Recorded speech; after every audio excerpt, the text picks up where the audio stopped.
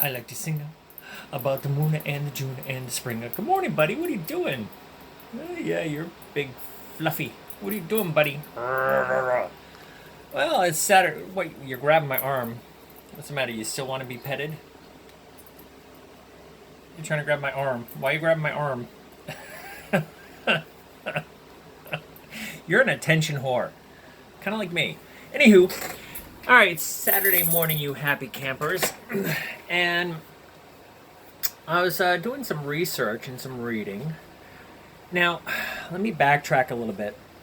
I've heard different camps on this that, example, Big Pharma has the cure for cancer, can cure all cancers, but is deliberately hiding it from the public because they want to make money off cancer drugs. Now, the making profit off cancer drugs I get, but I really don't think they would hide the cure. I just don't.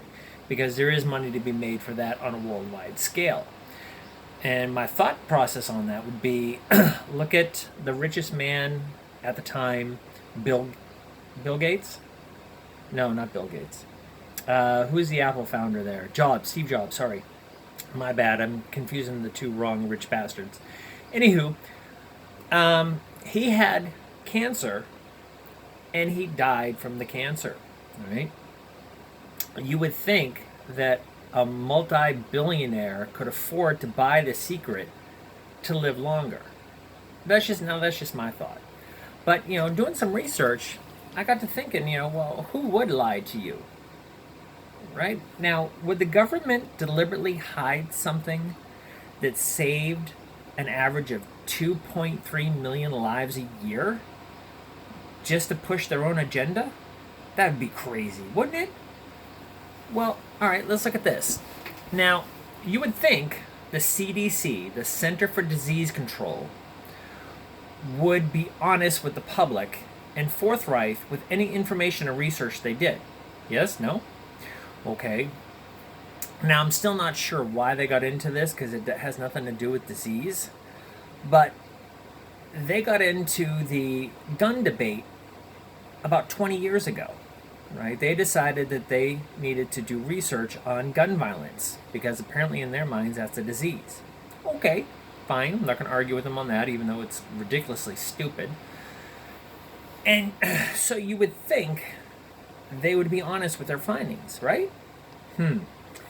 So the big push for the last 20 years is that gun violence is on the rise. There's been, there's an average of 10,000 to 13,000 gun-related deaths in this country.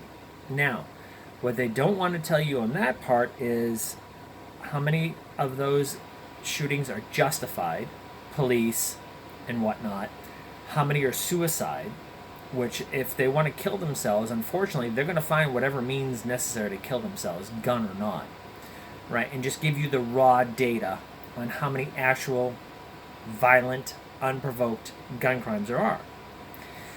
But in the early 90s, when Bill Clinton was in power, speaks volumes, they come out with, a private group come out with a study that research showed that 2.3 million people's lives were saved by using a gun defensively, to defend themselves.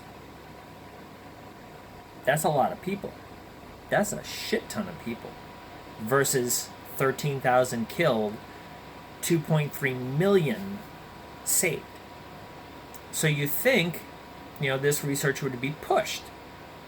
Well, the CDC, who took an anti-gun stance in the 90s and still holds the same stance today, they conducted their own research because they couldn't believe it themselves. They did a 3-year research, 96, 97, 98, and they came up with the same conclusions.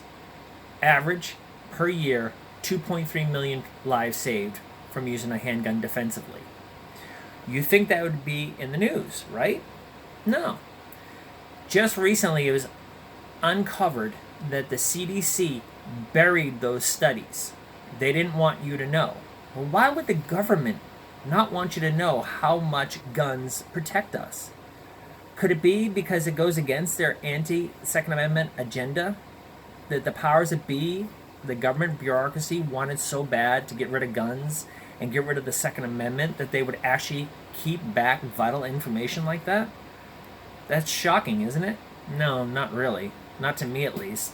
Because they've been wanting to get rid of the Second Amendment for a long time.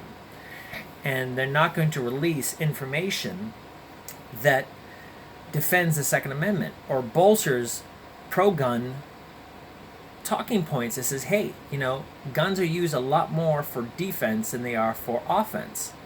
Defending yourself. Right? Now, I don't care what side of the gun debate you fall on, but aren't you getting sick of your government lying to you? Aren't you?